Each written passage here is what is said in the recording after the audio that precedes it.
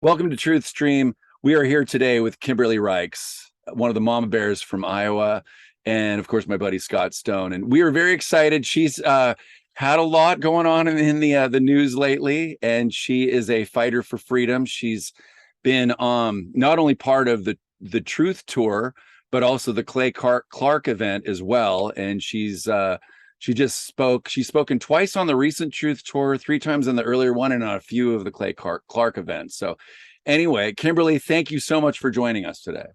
Thank you for having me, guys. It's a pleasure being here. Absolutely. So, well, we could start with what's been hitting the news lately. So she was at was it a school board meeting? Maybe we'll let you tell the story since it's actually your story, but go ahead, inform the listeners, please. So back in May of this last year, our school decided that they were going to host a drag queen show under the guidelines of GSA, which is Gay Straight Alliance. And when they did that, they did not inform parents as myself or a lot of the parents in the community that this was even going to happen.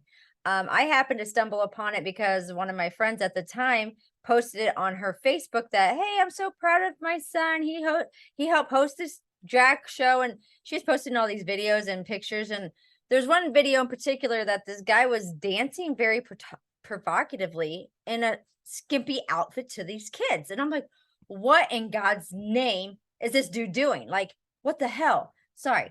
And so I immediately called our superintendent here in Ankeny, and I talked to Mr. Pruitt. I said, hey, I have some information you might want to get a hold of. And he's like, I'm in meetings all day. Sorry, I can't talk to you.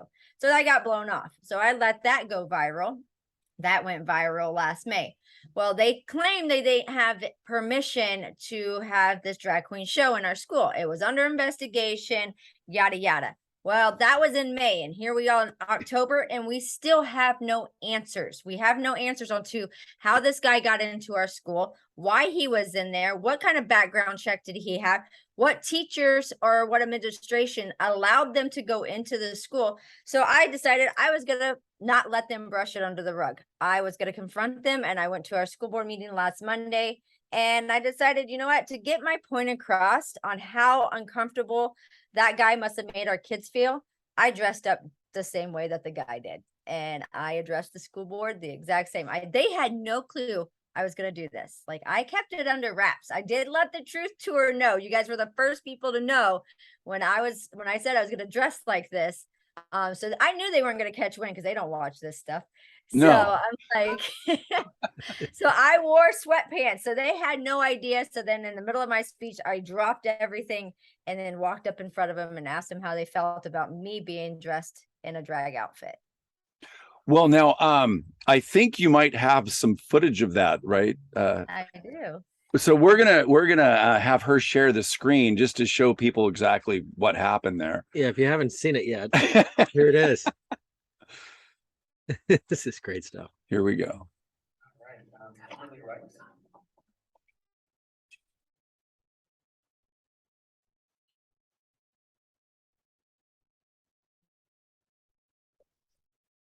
I want to start off with making sure that your online feed is working, because every time I come up here, it seems to not work with technical difficulties. So I want to make sure that it's still working. Good.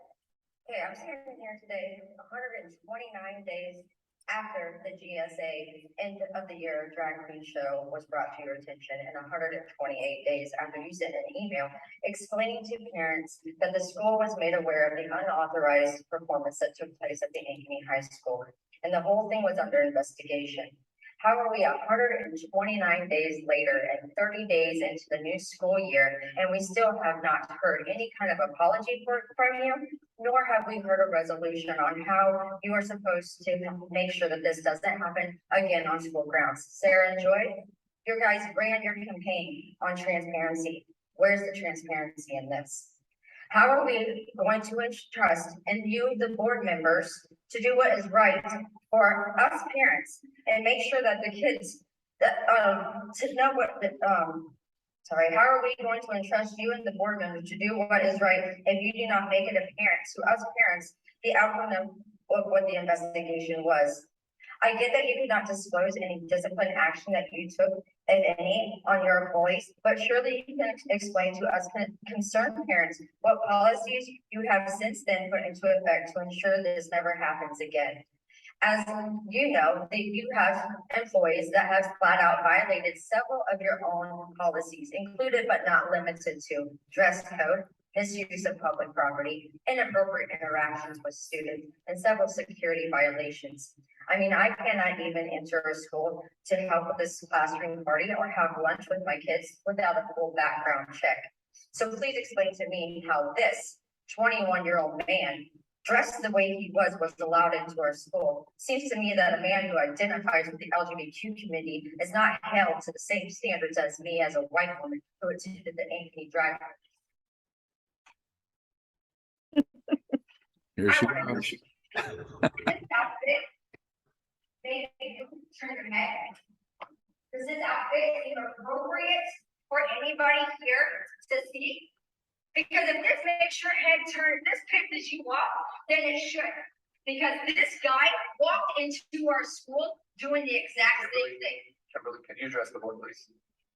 This is what the man dressed like in front of our kids. So this makes your head spin. This pisses you off in any way, shape, or form. It should. Because I'm embarrassed to stand here in the outfit that I am today, but I have points to put that this outfit should not be ever accepted in our school anywhere. And unless you guys make a policy that permits it, a child walking to our school dressed this way.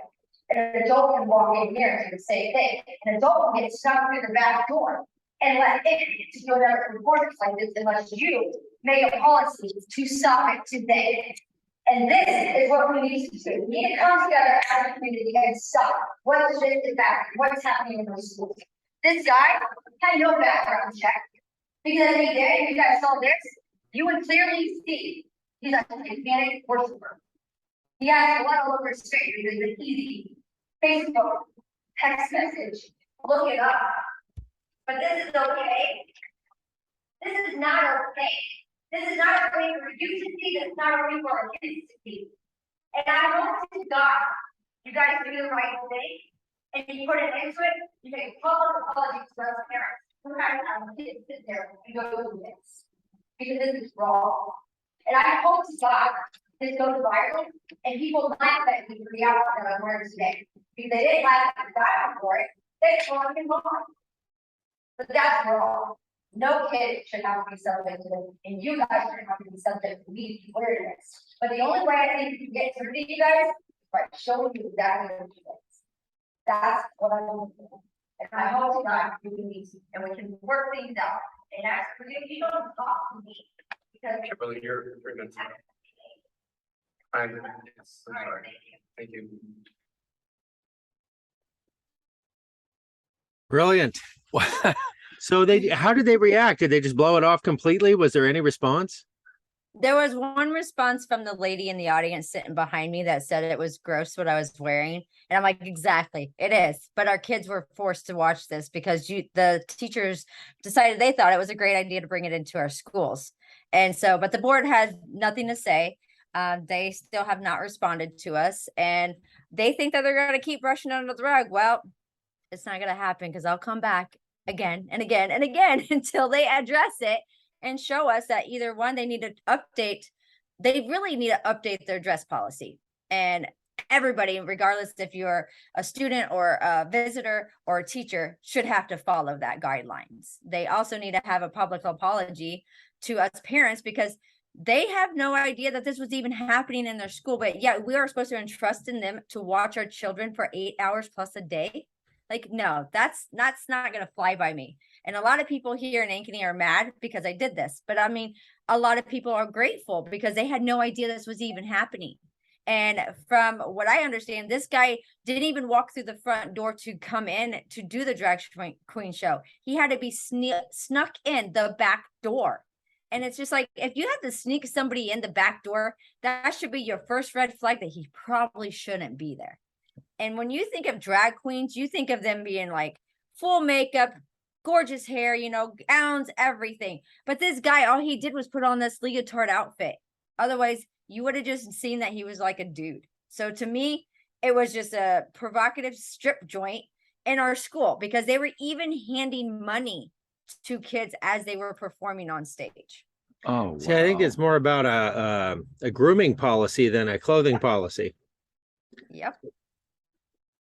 100%. It's sick that these schools are pushing this stuff down our kids' throats.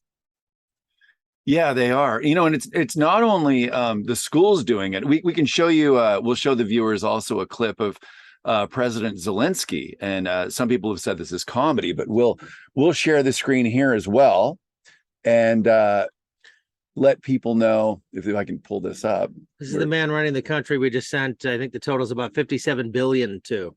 Yeah, is this going to come up? I just had this all ready to go. Share screen. Hit the share button. You have it selected. Oh, thank you. There you go. That might help. And then we go Zelensky here dancing. So yeah, take a look at this. And this agenda is everywhere. So we'll just play this for a quick second here.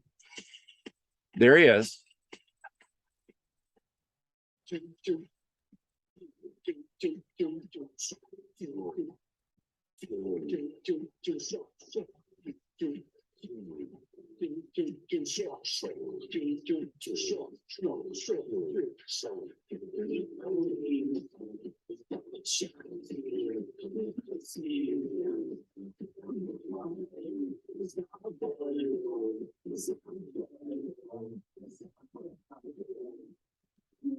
Yeah, there's, oh, why? Let me go back to share screen.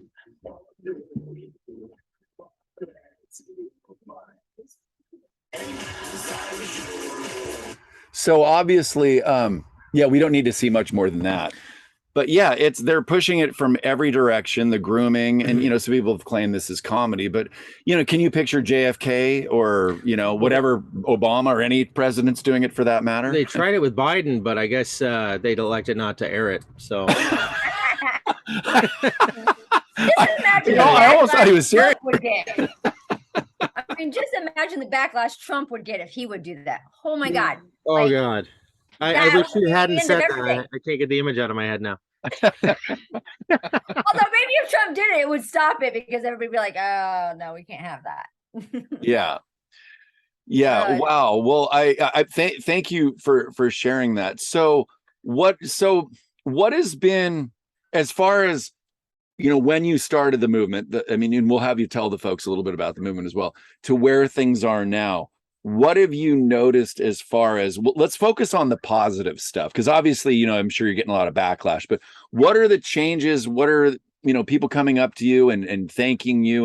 What do you see the positivity that's happened from this movement? I think the most positivity that I see is that people come up to me and say, I encourage them to do the same thing that I've done, because I'm just a stay-at-home mom of 7 kids.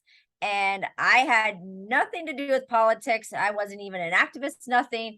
I just decided, when they came after my daughter because of the mask at schools, and I fought them and I won the mask law. We got the law passed here in the state of Iowa to take mask off kids K through 12. I thought, okay, great. It's over. I'm done. I got the law passed. We're good. Right. And then unfortunately, they put kids online. And that's when it started waking up a lot of parents to seeing what was really happening inside our schools. And so in a way, COVID is a good thing, because otherwise us parents would still be sleeping and our kids would be getting indoctrinated and we have no clue. But because of that, it really showed us, hey, this stuff is happening. They're really pushing this agenda on our kids. They're pushing it down our kids' throats. I mean, if you're not part of the GSA or the LGBTQ community, you might as well just be an outcast of yourself, because that's the cool thing to do now, is to be binary, be whatever pronouns it is for the day that they decide to be. And so it's just sad, but at the same time, it's empowering, because I know that a lot of parents are reaching out to me saying, you just gave me that courage to go to my school board meetings, to start speaking up, because my kid's going through this, or my kid had that happen, and I thought I was the only one. So it just basically showed them that they are not alone. The media wants to think that they are alone, but they're really not. There's more of us than there is of them. And that's the number one thing that I'm getting out of this, is that I'm empowering more people to do that. So that it's actually pushing me to want to start groups. I want to start making a monthly meeting group with people in Iowa, especially, but then across the world. And once I build it up, I want it to be a platform that anybody can come in, get some information, and use it to go back to their city, to their town, and start implementing these things to start making changes, because it starts with us. Like, we're the people that put them in the power. Now we got to hold their feet to the fire, say, hey, you work for us. And if you're not going to work for us, we're going to boot you out. Exactly. Yeah. That's fantastic. Well, we're really proud of you. We saw you speak down in Salem at the Clay Clark event. And then obviously we spoke in Olympia at the Truth Tour. And can you tell us a little bit about your Truth Tour experience? I know you've done about 5 of these events, but your most recent one, and how things have, as far as the community and people showing up to the event, how has that impacted you, and how have you impacted people and the feedback you've gotten? And so kind of the same thing. I've empowered them, and a lot of people just come up to me and say, Kim, what you're doing is amazing. And I actually, when I went last weekend on the Truth Tour, they were the first ones to know that I was going to do this. I kind of let it leak out with them. They had the first insight. I'm like, hey, because I wanted to get their reaction. I kind of wanted to see how people would react if I did something like that. Because if they're like, oh, then I might have not done it. But they were all like, yes, do this, do this. And so they actually encouraged me to do this, because I was nervous, because I'm kind of a modest. I like to think of myself as being modest. I mean, for the most part, I'm not out there strutting my stuff all the time, I mean, people are like, oh, it's no different than a swimsuit. But I'm like, last time I checked, there wasn't a swimming pool in my kids' gymnasium on the auditorium. So, I mean, I'm not sitting there spread eagle in front of my children. That's the kind of thing I'm not going to do. But the Truth Tour really actually helped give me courage, as much as I gave them, to do what I needed to do in order to get this message out. And when most people see this, I know when my daughter saw it, she called my oldest daughter, called my second oldest daughter, and she's like, did you see what mom was wearing in her speech? What is she doing? And she lost her mind. And my second daughter, she's like, did you even watch the clip? And she's like, no, I just saw the picture. What is mom doing? And she's like, she did it for a reason. It is okay. And so, I mean, it's just one of those things, like, at first it takes people like, what in the world is she doing? But that's the reaction I was looking for. Well, That's the reaction I needed from people to understand what this does to our children. Because sometimes you don't understand something until you personally feel it yourself. Yeah, I think, well, it's interesting that, the younger daughter had to tell the older daughter, have you really listened to it? Because that's the impact media has, and they can take a few second clip and create whatever story they want. That's why we wanted to hear you actually talking in it, so people could hear what you were saying. So yeah, it's pretty powerful what the media does. And it's really cool to hear that the Truth Tour, the folks on the Truth Tour, empowered you, because now we have a group of folks to bounce ideas off of now as well. That's been a valuable asset to have, I would say. Well, and if you hadn't had the courage to do what you did, I mean, if you had just spoken about it, it would have been swept under the rug with all the other parents that are bravely going up and taking on their school boards, even when the FBI is calling them terrorists, which is insane. I mean, God, I really admire that. And now everybody's kind of forced to look at this issue. So thank you for your courage. Thank you. Yeah. And hopefully it encourages more parents to do the same thing. I mean, you see these things popping up at libraries all the time. And I say, if you see it popping up in your neighborhood, go to them and record everything, because I mean, they're not going to know unless we put it out there. I mean, there's one going on in Waukee I think Waukee is about 20 minutes away from me. It's this Saturday, and I'm going to try my hardest to be there to expose them, because this stuff needs to stop. No drag. Why? My question, I guess, is why does a drag queen who is an adult need the approval of children? Right. Can you go into a little bit about, we talked about this before, but the impact that this has had for you to stand up, and how it's affected, the family and the marriage and things like that? I know we had your permission first to ask you this question. I didn't want to just throw this on you. So please feel free. Go ahead. So it was really rough. Like, at the beginning of all this, when I started speaking up about my daughter, My husband, the job he has is, I can't really say it a lot. Like, let's just put it this way. What I do as a civilian reflects on him and what his job is. And so they were really looking at him as like this domestic terrorist type person, like, because your wife's out there. I went to January 6th. The FBI came to our house, so I was really making a ruckus. And he's the kind of guy that doesn't like to make a ruckus. He doesn't like to piss people off. He's like, let's be friends. Let's just calm down. Everything's okay. And I'm like, no, I'm not calming down. I'm not going to do this. So him and I were butting heads. Like, he was like, if you don't stop, I'm going to divorce you. And I'm like, and if you don't get off my butt, I'm going to divorce you. So we were legitly, the day that we went to go get the law passed, that afternoon or whatever, I was in podcast after podcast, because this is after I went to the Reawaken tour down in and Whoops. Are they messing with our signal now? man, of course they are. Oh, go back again. So you went down to the Reawaken tour down in, and then that froze. So I went to the Reawaken tour down in Tulsa, Oklahoma. So that's the first place that I spoke at about my daughter and the mask abuse that the school was doing. And so when we gained traction there, we had hundreds of people, kind of like now, emailing, texting, calling, saying, hey, can you do this interview? So those interviews went on for days, weeks. And so my husband was getting mad at me because he's like, I'm pretty much a single father. You're out here doing your thing. You're ticking people off left and right in town. My job's looking at me now. And he's like, I can't have this. You need to stop. And I'm like, I'm not stopping. Like, I don't care what you say. I can't stop. This is not what God is telling me to do. So either come with me or get out of my way. Well, the night that we got the law passed, we were in our living room fighting, and he looked at me and he's like, Kim, what you are doing is not changing anything. You're not making a difference. And so he went to bed mad at me that night. And I said, okay. And he's like, I'm going to divorce you. I'm like, okay, that's fine. Go get the papers. And so I left and I went up to the Capitol, and this is 12:30 in the morning. I went up to the Capitol. I was getting the bill signed into a law, and he calls me at like 1:00 in the morning, 1:15. And he's like, where are you? And I'm like, I just pulled into the driveway. I'll be in a second. And so I come inside and he's like, what have you been doing? And I'm like, I was at the Capitol getting a law passed. And he's like, whatever, what's his name? And I'm like, Governor Reynolds. Her name is Governor Reynolds. And I showed him a picture of me getting the bill signed into law. And he kind of looked at me like, okay, maybe you are making a difference.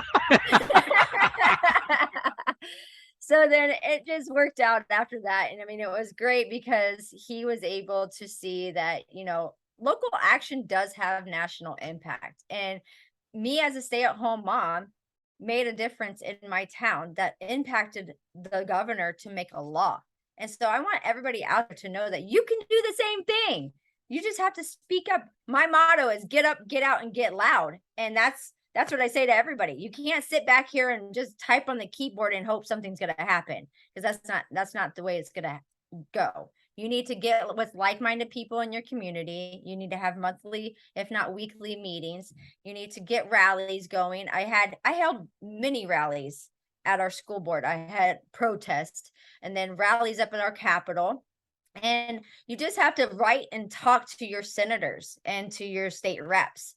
The state reps work for you, and you can call them out to have individual meetings. And I suggest you do that, because then once you start building a rapport with your state reps, they're more apt to help you out than some stranger coming in saying, hey, we need to get this done.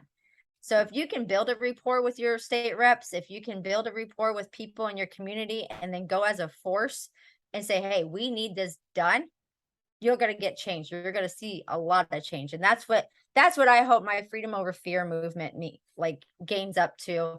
Like I said, I want to go take Freedom Over Fear, Iowa Mama Bears nationwide, if not worldwide, because that's what's going to make the difference. It's moms and dads standing up for our kids, because I don't have anything to lose, but our kids have everything.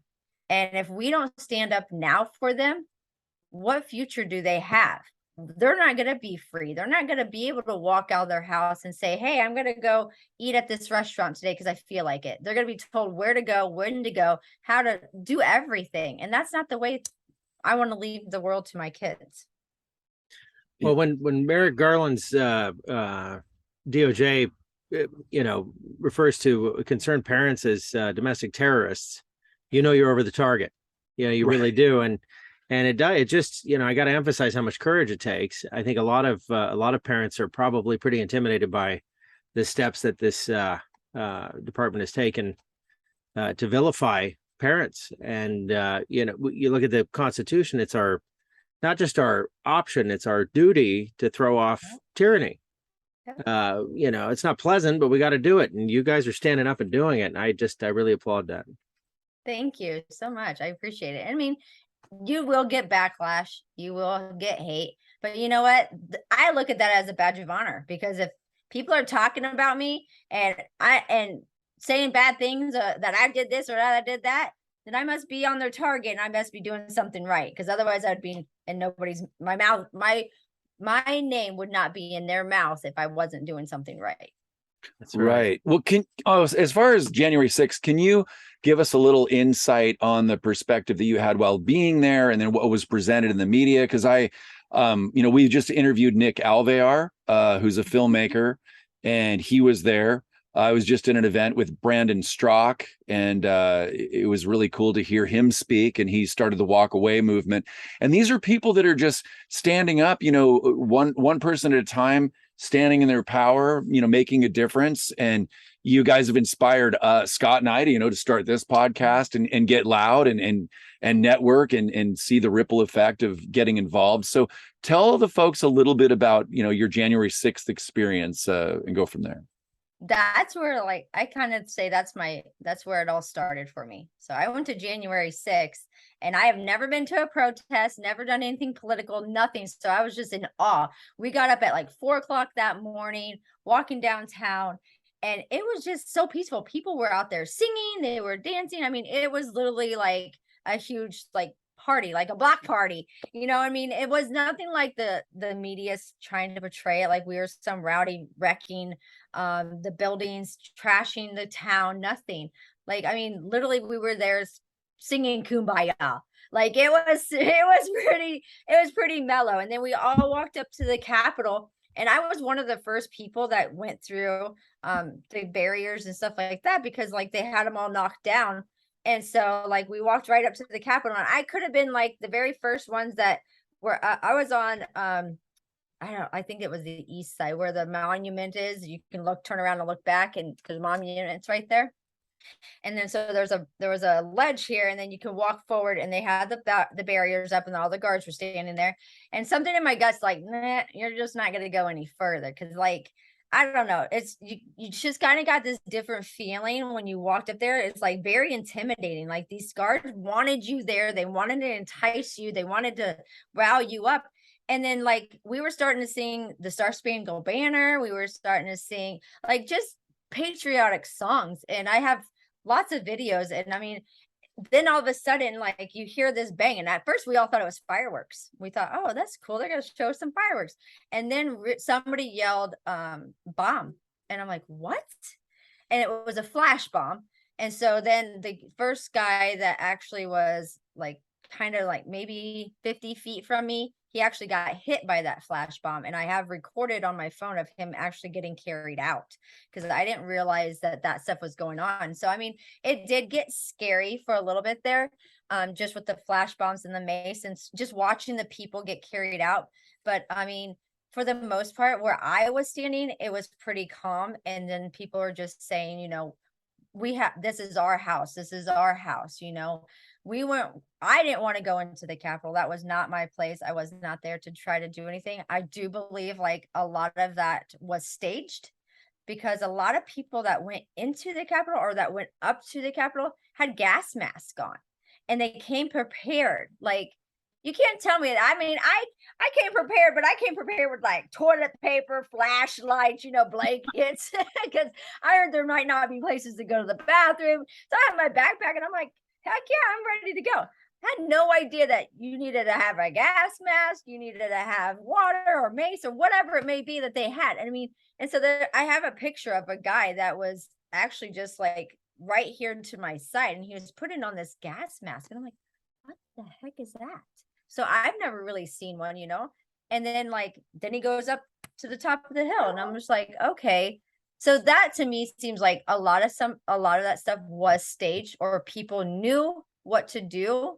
And so I don't know. I've never been in a riot like that, so I guess I don't know if that's protocol or what they call normal. But to me, it was a lifetime experience that I'll never forget. And then when the news media tried to portray that there was a noose hanging in the background, that wasn't even there. Like, I have pictures of where it was. They specifically staged that there, and I'm like, what in the world? Like, these guys are not even true. These cops sit there and tell you that they try to keep us out, but I have video of them waving us in. I have video of people getting pulled in. You know, I have people like, I was on the scaffolding side, and so I have a video of one of the cops actually helping people up onto the scaffolding, and I'm just like, yeah, we're not supposed to be there. Okay. So I mean, it was I'd do it again in a heartbeat. I mean, because like it was an experience that I would never forget, and I can't wait to share with my kids as they get older and tell them, like, you know what? This was like an important part of history that I was a part of. And not very many people get to say that throughout their life. Like, this is a huge part of history that our kids will look back on and say, there's my mom. Yeah. So, but you did say that you noticed there was kind of this energy to lure people into that building. Yes, absolutely. I mean, because the cops were like going like this to people. And I mean, they literally just, the cops could have stopped us. I mean, we were literally saying, like, there's people standing there saying, no, we're not going any further. This is not who we are. This is not what we're going to do. But then you had some people, like, they had orange hats on. A lot of them had these orange type hats on. And the guy that I got a picture of, he was like dressed in camo. And I don't know if I can show you online, if you can see it very well. But I mean, the way he was just dressed was like, it looked like he was ready for a SWAT team takeover.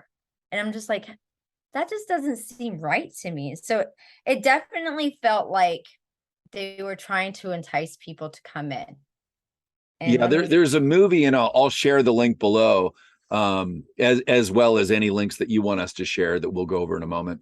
But I think it's called Bloody Hill, and people can watch it for free on BitChute, along with another film that people should see called What is a Woman? And most of these are free on BitChute. And the reason I say that, yeah, of course, as filmmakers, Scott and I are filmmakers, not so much currently, but we have done some.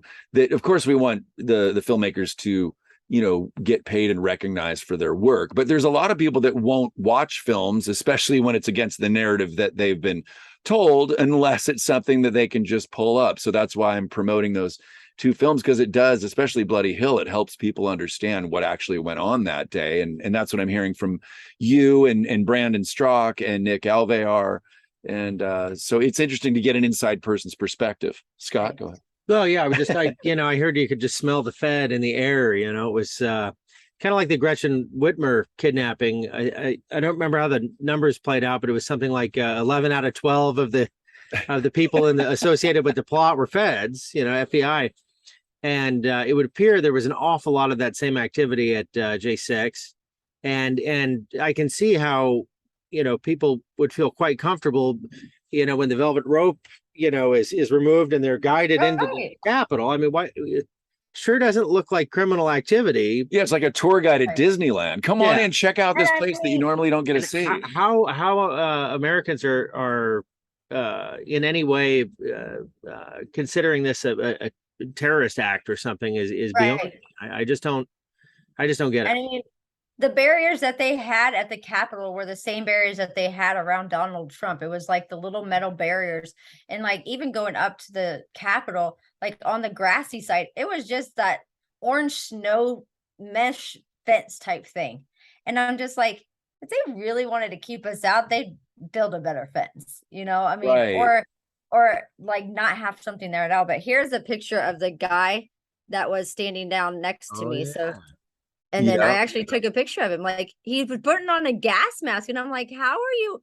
Like, what are you doing? And I mean, who comes dressed like that if if they're not like programmed, or like not programmed, but I mean, not told to, I Right. mean, I just, it didn't make sense to me. And Right. so, And then they turned down what, 20,000 National Guard that Trump Yeah. had ordered to be there that day. I mean, that's conspicuous. It's like people need to put the dots together here. And they're saying it's, worse than 911, which, and that's the other thing. I'll tell people if they can't see that buildings don't bring down airplanes, I don't know how they're going to start seeing some of the rest of the things that are going on. Right. Airplanes bringing down buildings. Yeah, airplanes. That'd be a Yeah, trick. yeah, hey, Building got sorry. another one. Yeah, airplanes bring down buildings. Well, my mom, she's adorable. She's in her 80s, and right when this was happening, she's like, Scott, I don't get it. My whole life, if you got an issue, you march on the Capitol. You go to the steps of the Capitol. It's an American Exactly tradition. what you do. How is this Yeah, any different? right. And Right. I mean, and here's where I was standing. Like, this is the background. I know it's kind of blurry, but that's the background. So I was Wow. standing, there was a wall there, and I was standing next to the tree. So it's kind of blurry on your screen. But I mean, that's just how close I was. And I didn't go any further than that. And then, I mean, like I said, I had a blast. I mean, I was there, part of history. A lot of people were not, like, they weren't rioting, they weren't tearing down things, they weren't setting things on fire like you would see with the BLM. I mean, we peacefully protested, and that's what we do. I mean, that's what we do here in Iowa. That's what we did to get the law passed for the mask. On a day before we got the mask law passed, there was 200 attendees there. We had 120 handwritten letters to the governor pleading with her just to let us have choice. If people want to wear a mask, they could. If they didn't want to wear one, that's great, but let it be a choice. And then she ended up passing a law. And it's because things like that happens that make change. And without that noise, without that pressure, they're not going to change anything. Right. Well, I think the big change that happened, and it's happened over the last couple of generations, is they stopped teaching civics in schools. People don't know what the Bill of Rights is, much less understand the content. If you don't know your rights, you don't have them. And this really is an education crisis as much as anything else. So when they tell you this is worse than the whatever event they choose, 9/11 or whatnot, if you know your history at all, that's absurd. But so many people don't, and I think that's where the breakdown is happening. And we do know that you only have a couple minutes left, but can you tell people where to find you, how to follow you, and any social media, and then we'll let you go for the evening, please. Yeah. You can find me at iowamamabears.com, and that's Iowa MAMA bears.com. We're also on Rumble at Mama Bear Talk. We do a Rumble videos every Monday, Wednesdays, and Fridays. You can find me on Facebook at Kimberly KR or Iowa Mama Bears on Facebook. And so you can also call me personally. I like to give out my phone number to everybody because that's the way I do things. And it's 712-369-0939. Wow. Well, thank you, Kimberly, so much. Anything else? Because like I said, I know you need to go. Are we good? Anything else, Scott? Yeah, we love what you're doing. Keep Yeah, up. we're proud of you. The courage, and let us know if we can help in any way. Awesome. Thank you guys so much. All right. Take care. Yep. Bye. Bye.